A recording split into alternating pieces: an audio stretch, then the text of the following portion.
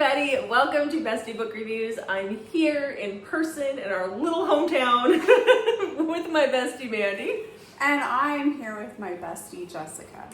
So it is time for us to do our 1 minute book recs, and again we're back home. And so we're together this weekend, so luckily for you guys, you get to see us together during our 1 minute book recs. And so these are all the books that we read this past week with 1 minute synopsises for each book. Before we get started,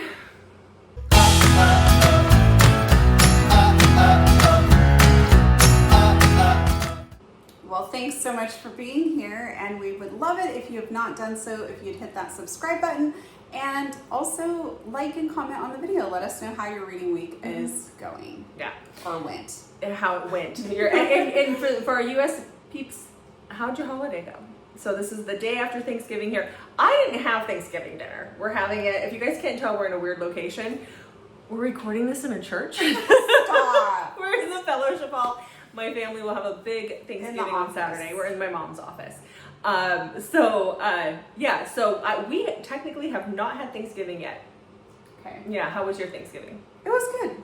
Good. Yeah. Good. All right. Well, let's talk some books. Yes, Tell me all let's. about your reading week. Okay, I read, did I tell you? 12. I read 12 books. Okay. How about you? So I read 13, but I'm only talking about 8 because one was like there was 4 in one that I'll talk about because they were like novellas, and then one was a trilogy. Okay. So, it really cuts them down. So I'll be talking about 8. So Mandy gets to go first. We're just going to, I could put the timer on my phone, but we could just pretend, I'll just watch you. You're going to watch I'll me? just watch you. You can watch me. So, but before we get started, you already said that to like and subscribe, and don't forget the hype. The hype too. Oh yes, and then this is December 5th is the cutoff for turning in the Google form to convince us to read one of your favorite books from 2025. So that form will be down there, but make sure you do that before the 5th. Yes. Okay. All right. Tell us about your first book. My first book is one that you gave me a few years ago. I did. And this is on my 10 till the end list. Okay. Oh, thank you. You're welcome. Cole by Tijan, or Tijan, I think is I how don't they were know. saying I've heard it both ways. Anyway, so this is Addison and Cole's story. So Addison's husband was killed in a car accident about a year ago. She's had a hard time kind of moving on from him. And so she starts having these dreams about him, and she's just really kind of struggling. So she decides the best thing to do is to sell the house and move somewhere else. So she goes and looks at this apartment in this kind of fancy building, and she decides to go, it's kind of spendy, but she decides to go ahead and rent it. And then her and her friend go out to dinner, and there's this guy at the restaurant that she just has this across the room eye connection with. And then later she sees him in her apartment building, and turns out that he owns the apartment building. And they start seeing each other, and this is when she learns that, and I wrote this down, he is not in the Mafia, he is the Mafia. Okay. And there's going to be a lot of things that come out in this book. Okay. So I rated it 4 stars. You read this a long time ago. Well, I don't even remember. I can remember little bits and pieces now that you're talking about it, but I didn't even remember anything about it. Okay, so the first book that I read this week was it was 4 novellas. They're all bound together. They're all by Ruby Dixon. They're all part of her Ice Planet Barbarians. We've talked about this. We talked about this last year. We talk about this all the time. When the holidays roll around, I love to do rereads of Ruby Dixon of Ice Planet Barbarians. And so there's a set of novellas. You can buy them as a bound up version. I have all 4 individually, but it's called the Slices of Life. And basically it is when one of the certain people in the tribes have babies. It's all these little pieces that we miss. So you can get them as a bind up. You can get them with audio for all 4. It actually fills in some gaps if you're reading the books. So go check those guys out if you haven't, and if you love Ruby as much as I do. Plus, if you're trying to get your reading goal for the year, there's 4 books right there. Mm-hmm. So, and they're quick and short, and you can listen to them, and it's great. Okay, next I got mad at Emma Scott. Oh yeah. cried. So this is Full Tilt by Emma Scott. This is about Casey and Jonah. Jonah has a heart condition and he knows his time is running out. He takes a whole bunch of medications, but basically he knows that time is running out and that there's not going to be much that they can do pretty quickly. He is a limo driver, and one day he gets tasked with taking Casey home. Casey is in a band. Have you read this one? Oh, she's in a band and she's spiraling. So she's getting drunk all the time and she can't really perform unless she's drunk. Like it's just, she's spiraling pretty bad. Well, there's a commotion going on and her bodyguard or one of the bodyguards takes her out to the limo, tells the guy to take her home because she's like almost blackout drunk. So he drives her home. She's passed out. So I guess it's not like she's blackout drunk, she is. So she is passed out. He drives her home, but nobody is there and he has no way to let her in the house or anything. And so he doesn't really know what to do with her. So he takes her back to his house. So she wakes up the next day at his house and this kind of starts off sort of a friendship between the two of them. And basically, yeah, you're gonna cry a lot. I rated it 5 stars. Awesome. Here you go. I really enjoyed it. Okay, well, the next book, so we follow Blue Nose Publishing, their audiobook thing on Instagram. You do. And on TikTok. And they get me every time they have these little snippets out. I'm like, oh, I need to buy that book. I need to listen to that audio. So one that they had out was Lunatic by Shell Rose. Now this is a part of the Wellard Asylum series. Apparently a whole bunch of authors wrote books in this asylum world. Interesting. And it sounded dark and yummy. And so I picked it up. And I think I hit my limit. It was a little too much for me. Do tell. Just some things were just way too much. So this is about Bianca and Raven. Or I think his name was Raven. Yeah, Raven, because I kept thinking that he was the heroine the whole time.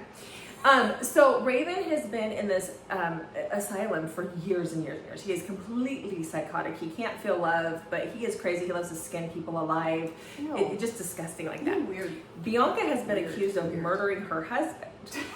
And she A insists match made in heaven with these two. she insists that she didn't, and she's being framed. And so her psychologist works it out. Instead of her going to prison, she comes to the insane asylum where he works.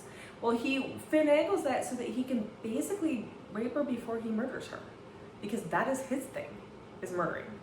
And so it is very, very, it's really dark. I gave it 3 stars, probably 3.5. I think there were some parts I enjoyed, but it was a little too much. It was a little much for me. So yeah, next. Okay. Next, I have The Arrangement by Adriana Locke. This was also on my 10 Tell It In, so you might notice that I'm trying to make sure I... Oh, my mom's wanting me to let her in. Hold on. Okay, so this is The Arrangement by Adriana Locke. It is the second book in the Brewer family and the only one that I hadn't read in the Brewer family, so I don't know what happened, how I skipped this one. So Chloe is Jason's assistant. Jason is very wealthy, he's a billionaire, but Chloe is struggling financially and she's taking care of her grandma. So I'm not sure why she's working for a billionaire and struggling financially if they know each other, because she's his assistant. So you would think like an assistant to a billionaire would be paid really well, but I don't know. This is just the way the story goes right now. So anyways, she overhears him talking with some of his brothers that there's this bet that he would not be able to stay married for 6 months. So she talks to him and they've both been like kind of pining for each other, but not wanting to cross this line because they work together and he doesn't want to be the creepy boss that's hitting on his assistant, you know, that sort of thing. And so they decide to go ahead and do this fake marriage, which is actually a real marriage. It's not really a fake marriage because they're really marriage of convenience. Wow, that's what I'm trying to say. A marriage of convenience for 6 months, and during that time they're going to, you know, fall for each other because that's what happens in marriages of convenience. I really like Adriana Locke, but this one was just a little too. It wasn't very eventful. Okay. It was just, you know, it's just very sweet. So if you're looking for a very like sweet, not super eventful book, I rated it 4 stars. I'm just used to her books having a little more like something happening in it, and this one didn't. Maybe it's because I already kind of knew what was going on with the dad. That might have been part of it. I don't know. Okay. Anyway. All right. No, guys, we're sorry, but there's not a good lighting in here, and we're gonna be a little dark today. We'll see. We're gloomy. We're just gloomy. That's what it is. Yeah. We're gloomy. Okay. So the next book that I read was Tyrant by Lily L. James. This is a part of her. We're in the church. Satan's Angels. MC. Satan's Angels. MC is number one.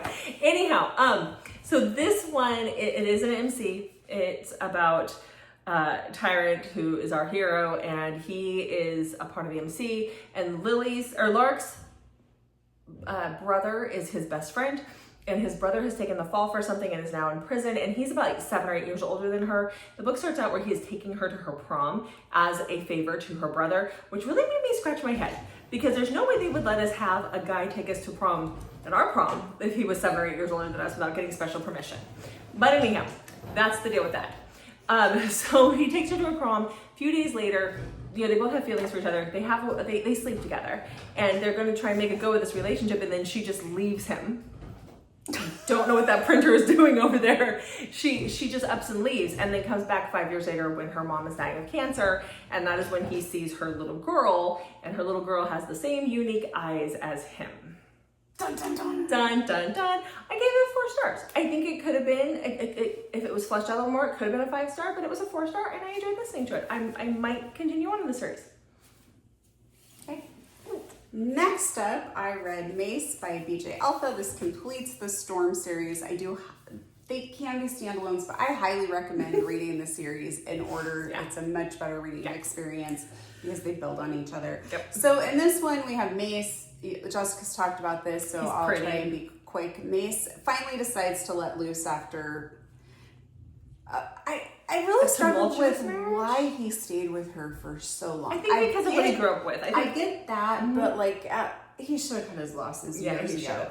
So he finally lets loose, and he's a little animalistic, aggressive in this. He uses the Indulgence app, which we have read about before in the other books, and he thinks he's getting an innocent 22-year-old, and that is not exactly what happens. Nope. And after a night together, he goes to listen to his father's will being read, finds out that he is now the guardian of his 18-year-old stepdaughter until she completes her last year of high school, and then he would no longer be her guardian, but even though she's 18, he would still be her guardian during this time.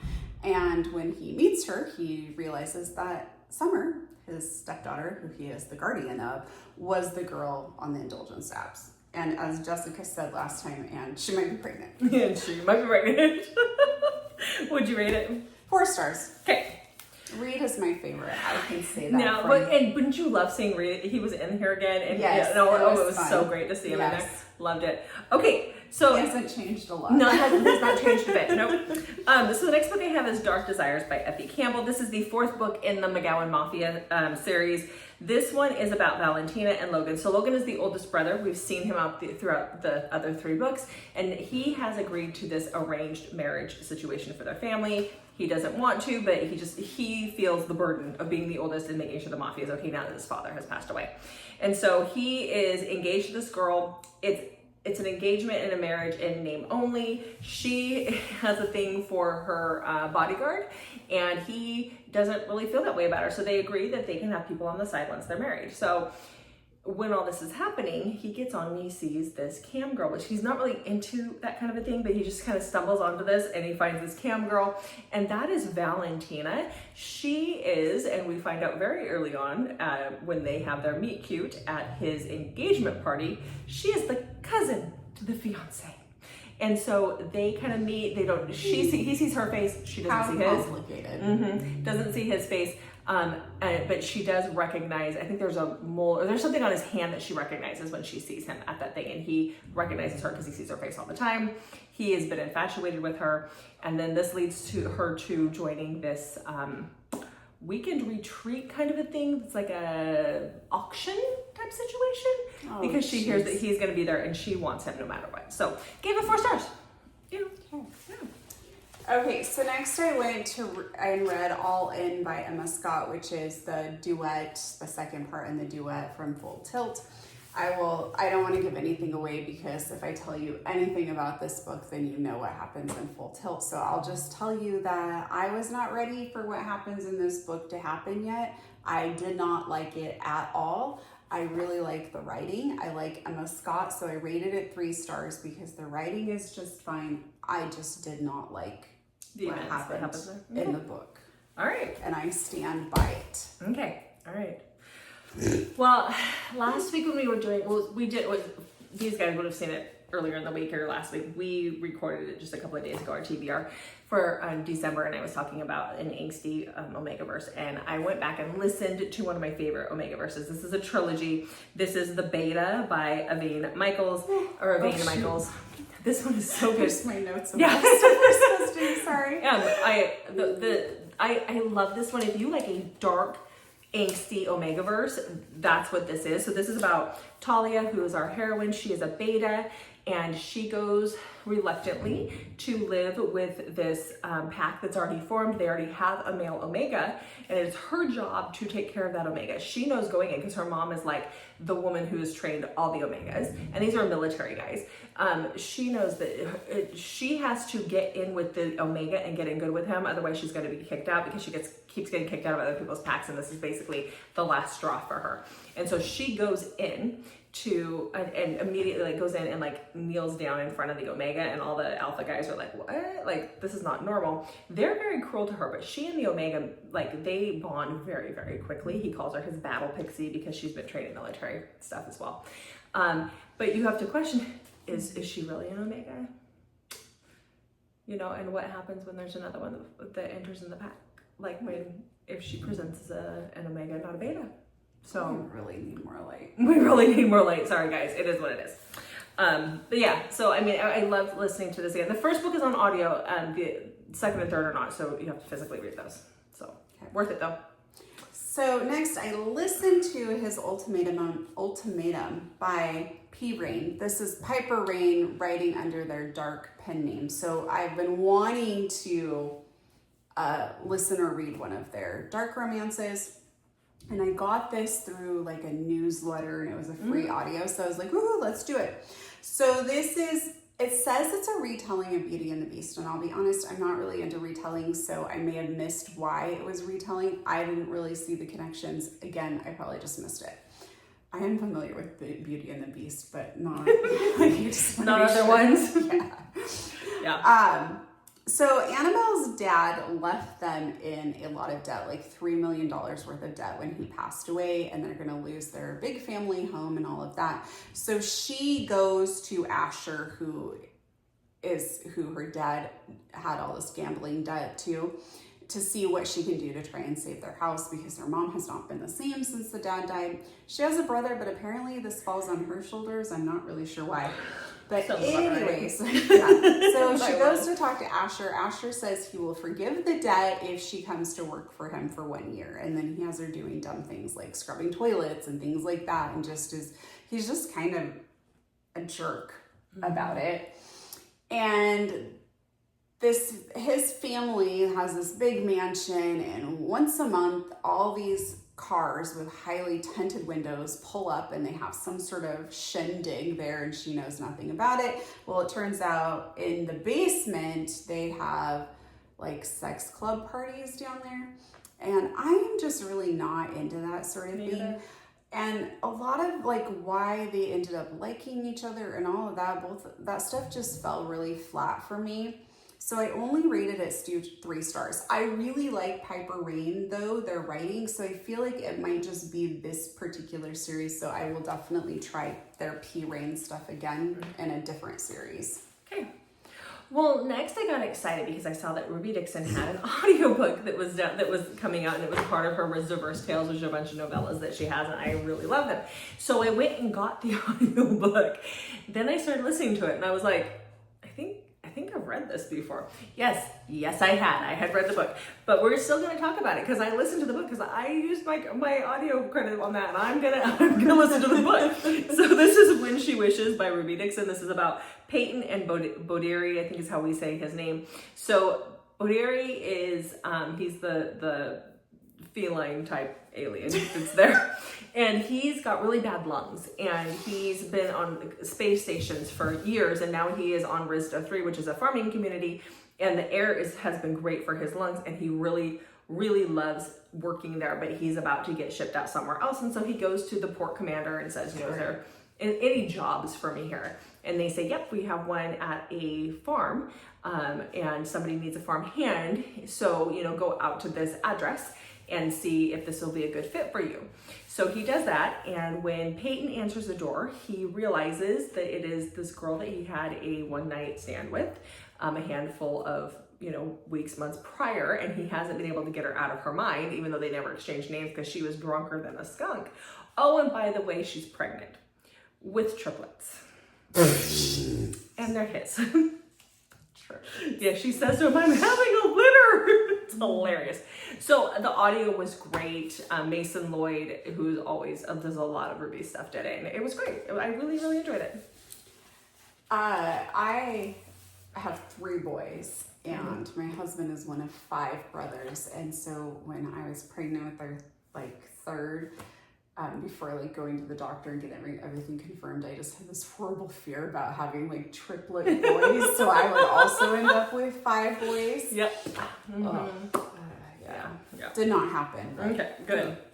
This is heavy. It is. For a book. The size of it feels a lot heavier than normal. Okay, so this is Cake by Jay, and did we ever figure out the exact weight? I'm gonna call her Benson. We're just, the G is silent? We're gonna call the G silent. Okay. We have met her, and I think I mentioned this before. I need to ask her. Okay, so this, I think this is a book that kind of made her a little more well-known. And so I got this the last time we saw her, which was at Rain. No, we saw her at Love in Vegas. We saw her at Love in Vegas. Okay. Yes, I did, because I was I'm getting really proud of myself because I put all my Love in Vegas books together on the shelf in my haven't read section, and I'm going through them. I'm very proud of myself. Good job. A lot of times we buy these books and I put them on my shelf and I don't get them read. Yep. So anyways, this is about Jake. Jake is a rock star, and he gets paired up with Casey, or was it Cassie? Casey, at a wedding, at his brother's wedding. And so they're paired up, and they kind of end up hitting it off at the wedding reception and everything. And they spend the night together, and he has to leave to go on tour, but they decide to continue texting each other and things like that. And it's not really a relationship at this point, but they're developing one. And he asks her to come hang out with him while he's on tour. So he flies her out there, and from there, their relationship starts to develop. But this does have some darker elements to it because he has some pretty big trauma from some things that happened to him when he was younger. And some of that is talked about as he's trying to work through some things. So it greatly impacts his ability to have a relationship. Okay. So I enjoyed it. I rated it 4 stars. All right. Well, the next book that I listened to was a new release on audio this weekend. I was excited because it looked really good. Yeah, just a little frog. Excited because it looked really good. And I just want to say I did enjoy this, but I think this book could have been a 5-star had it been fleshed out a little bit more, and we'll talk about that in a second. So this is Mafia King of Lies, and it is by Kayla Mason. So this is about Maria. Her brother is killed at the beginning of the book. And in order to keep her family safe, they're living in Italy, and they're obviously mafia. To keep her family safe, for the funeral, her dad's friend comes, and that is Matteo, and he brings his son, and they arrange a marriage between the son and Maria. And because they got to keep the family safe, they got to keep things protected and things going, and she's the only one. It's her twin brother. She's the only one. Well, she goes to the wedding, or to the chapel for her wedding, but she comes out married to her fiance's father, Matteo, who is a widower, who also has some guilt because he's the one who accidentally killed her brother. So I gave it 4 stars. It might be more of a 4.5. There were just things that weren't fleshed out. They seemed to fall in love very quickly when he'd been telling her, because he's a widower, right? He's like, I'll never love anybody like I love my wife. That was a fluke thing. And the next thing you know, they're banging it out. And then he's like, I love you. I'm like, what? So there were things like that just, you have to flesh those out. You can't just in one page tell me that he is never going to love her, and then the next chapter they're having a ball. So just, I did enjoy it. It is good. You go listen to it, but there's just, keep that in mind. There were little things that drove me a little on the nutsy side. Okay. Okay. So next I have Craving Chaos by Jill Ramsauer. So this is in her Mafia world. So we have Shay. She's living in a man's world, and so she's tried really hard to earn her spot. Her cousins are supportive of her that run the whole Mafia for their family, but she's always kind of feeling like she has to be better than everyone else. Like she has to work a lot harder for people to take her serious in the Mafia world. And then we have Renzo. Renzo has become the head because his dad was killed and his uncle didn't want to step up to the position. He wanted to stay as, underboss. And so he's now the head of the family. He's also dealing with his brother and cousin, who we see in the Moriarty Men, which I just love that series too. So there is a issue with like getting some guns returned. So they're at the warehouse. It's just the two of them. And when they get there, they realize that somebody else is there stealing the crates of guns. They end up getting taken out, and then they're put on a plane and taken to some airplane hangar in Canada. And from there, they're put on another plane. And at this point, they try to overpower the people on the plane. And one of the guys shoots a gun on the plane, and the plane crashes. The two of them survive the other people they were able to successfully take out. So the plane has now crashed in the Canadian wilderness, and it is in February, so there's snow, and they're having to survive together in the wilderness. But they're from their families have an alliance, but it's Mafia world, so the alliance is like shaky. And yeah, I really enjoyed it. I rated it 4 stars. I do like it when they're like, hold on, I dropped the bookmark. When they're in the middle, like when it's survival like that. I enjoy that. Yeah. I was just glad that Jill had them crash land in Canada and not Alaska. Yes, because then it'd been hard for me. Okay, so the last book that I read this week was one that I had on my TBR, and I anticipated it for Thanksgiving. It is only 37 pages, and I enjoyed every page of those 37 pages. And that is When She's Stuffed by Ruby Dixon. So this is a Riz-Diverse tale. It's a little novella that she put out just in time for Thanksgiving. It literally came out the day before Thanksgiving. This is about Pamela and Togar. So Togar is a Masaka male, so he's the big blue alien, and he is a guard at the big estate for the Lord Varane, who's the guy that kind of runs this Riz-Diverse, this planet where women who have been trafficked from their planet into space, where they can have their little farms and they can be left alone there. And so he has a crush on one of the girls who works there, and that is Pamela. She's our little human that works there, and he just has a thing for Pamela. He gets there one day, and she is slaving away in the kitchen, and he can't figure out why until he starts asking her about it. And she explains that, Lord Varane's wife is human as well. And she mentioned, she missed Thanksgiving, so she's gonna make Thanksgiving dinner. And the Masaka guys are typically vegetarians. So like when she pulls out the turkey, which is not a turkey, it's a bird of some kind of big bird, like she slaps its butt and he like like one of those things, like, because they don't do meat. There's some hilarious things that happen in this book. Plus there's some heat between the two of them. So I gave it 4 stars. I enjoyed it. It was a quick, fun read on Thanksgiving. Okay, next I listened to Take Me by C.D. Reese. This is an audio that we got for free standing in her line. We could pick a couple, so this is the one I picked. It's the first book in her Manhattan Mafia series. So Dario kidnapped Summer on her wedding day, and she grew up in this like weird family. Have you read this one? I did, but it was like in 2020 when I was first reading. I'm pretty sure I gave it 4 stars back then, but I didn't have a lot to compare it to. I don't even think I'd read like Cora Riley or anything at that point. I'm not sure. So she has grown up in this like really weird family, and I don't think they're quite mafia, but I don't think that they might be mafia, but it had like cult like vibes almost, and like her grandma would like beat her for corrections, and it was weird.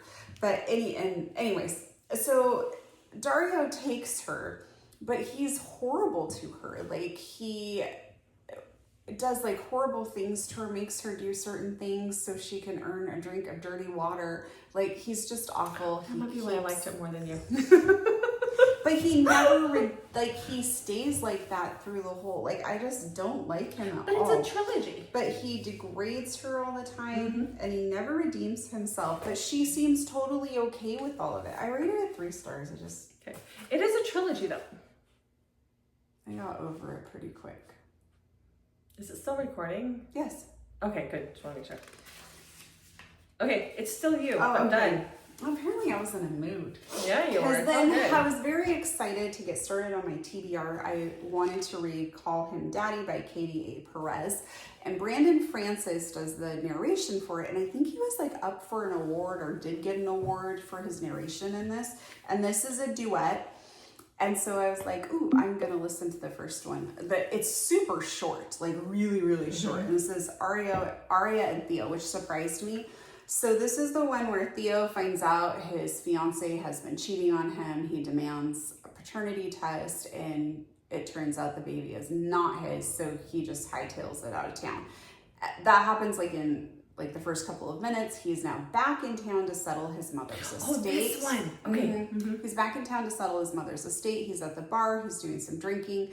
And there's this 22-year-old chick there. They go off, hook up for the night. And then it turns out that is his ex-fiance's daughter, the baby that she was pregnant with that she wanted to pass off as his kid. So you would think that I would have been like right where I wanted to be with this. I didn't like it at all. There was no chemistry between the two of them. I don't know. She talks about the small town and how she's called an affair baby all the time and stuff like that. But nobody in the bar seems to tell either one of them that, like, if the town is really in her business all the time, like, somebody would have said something. In our town, they would have. Yeah, before anything had gone down there. But he also seems to have all this money, and then the ex shows up and wants his money, like she's still trying to get with him or something. It just really fell flat. It was super short. It needed, like you said, be fleshed out a lot more. But I had no connection to either character and didn't understand why either one of them was interested in pursuing something. And like he all of a sudden is like wanting to take care of her. And I didn't like it. I gave it 2 stars, and I'm not going to finish the duet because I don't want to spend the audio credit on it because I don't care. I just didn't care for it. Sorry. Okay. Then I continued my mood. And I went back to the Toronto Terror series and decided to listen to the first book while I was like cleaning my house. Maybe that's part of the problem. No, I'm kidding. I do chores all the time when I listen to audiobooks. It doesn't negatively impact. That was a joke. So this is If You Hate Me by Helena Hunting. This is Beatrix and Tristan.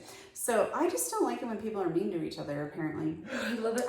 Beatrix moves in with her brother and his roommate Tristan. Tristan and her brother are on the hockey team. They're like hockey gods, and they get up to quite a bit, and this is why it just was a little too raunchy almost for me. I think they get up to like orgies together. There's discussion about how they've shared the same woman at the same time and like stuff like that.